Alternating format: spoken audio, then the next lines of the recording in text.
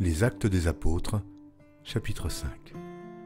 Mais un homme nommé Ananias, avec Saphira, sa femme, vendit une propriété et retint une partie du prix, sa femme le sachant.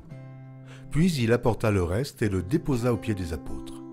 Pierre lui dit : « Ananias, pourquoi Satan a-t-il rempli ton cœur, au point que tu mentes au Saint-Esprit et que tu aies retenu une partie du prix du champ ? S'il n'eût pas été vendu, ne te restait-il pas ?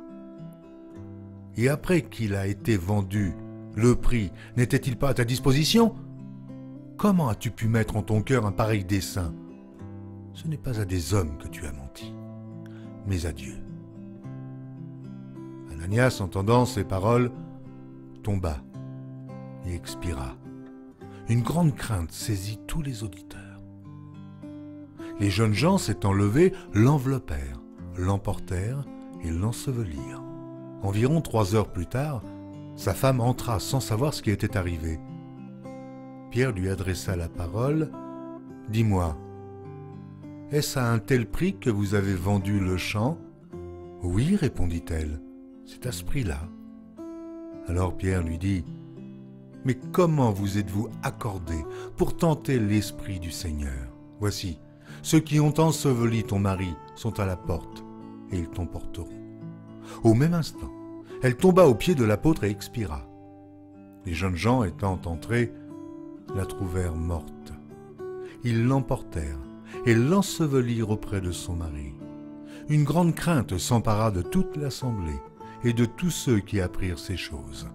Beaucoup de miracles et de prodiges se faisaient au milieu du peuple par les mains des apôtres.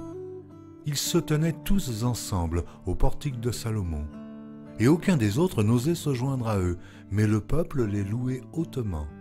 Le nombre de ceux qui croyaient au Seigneur, hommes et femmes, s'augmentait de plus en plus, en sorte qu'on apportait les malades dans les rues et qu'on les plaçait sur des lits et des couchettes, afin que, lorsque Pierre passerait, son ombre au moins couvrit quelqu'un d'eux.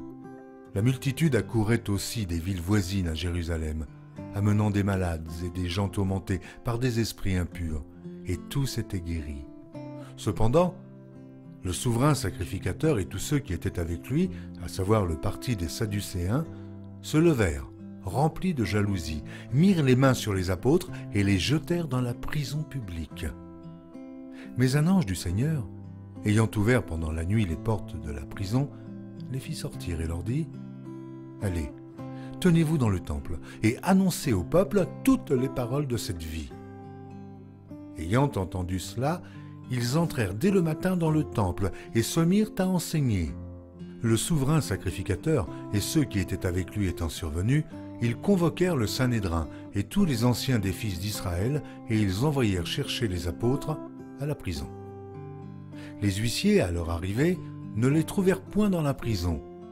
Ils s'en retournèrent et firent leur rapport en disant : « Nous avons trouvé la prison soigneusement fermée, et les gardes qui étaient devant les portes.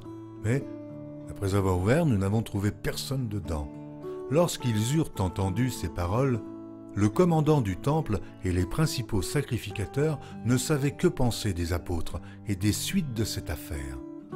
Quelqu'un vint leur dire : « Voici, les hommes que vous avez mis en prison sont dans le temple et ils enseignent le peuple. » Alors le commandant partit avec les huissiers et les conduisit sans violence, car ils avaient peur d'être lapidés par le peuple. Après qu'ils les eurent amenés en présence du Sanhédrin, le souverain sacrificateur les interrogea en ces termes : « Ne vous avons-nous pas défendu expressément d'enseigner en ce nom-là ? Et voici, vous avez rempli Jérusalem de votre enseignement, et vous voulez faire retomber sur nous le sang de cet homme ? » Pierre et les apôtres répondirent : « Il faut obéir à Dieu plutôt qu'aux hommes. Le Dieu de nos pères a ressuscité Jésus, que vous avez tué en le pendant au bois. Dieu l'a élevé par sa droite, comme prince et sauveur, pour donner à Israël la repentance et le pardon des péchés. Nous sommes témoins de ces choses, de même que le Saint-Esprit que Dieu a donné à ceux qui lui obéissent. » Furieux de ces paroles, il voulait les faire mourir.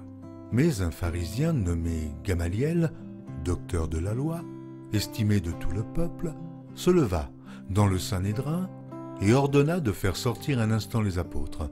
Puis il leur dit : « Hommes israélites, prenez garde à ce que vous allez faire à l'égard de ces gens, car il n'y a pas longtemps que parut Theudas, qui se tenait pour quelque chose et auquel se rallièrent environ 400 hommes. Il fut tué, et tous ceux qui l'avaient suivi furent mis en déroute et réduits à rien.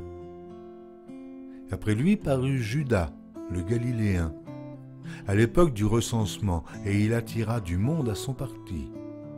Il périt aussi, et tous ceux qui l'avaient suivi furent dispersés. Et maintenant, je vous le dis, ne vous occupez plus de ces hommes, et laissez-les aller. Si cette entreprise ou cette œuvre vient des hommes, elle se détruira. Mais si elle vient de Dieu, vous ne pourrez pas la détruire. Mais si elle vient de Dieu, vous ne pourrez la détruire.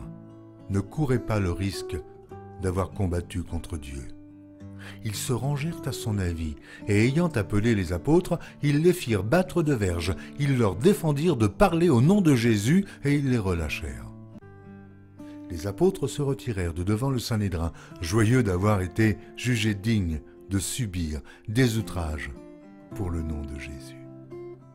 Et chaque jour dans le temple et dans les maisons, ils ne cessaient d'enseigner et d'annoncer la bonne nouvelle de Jésus-Christ.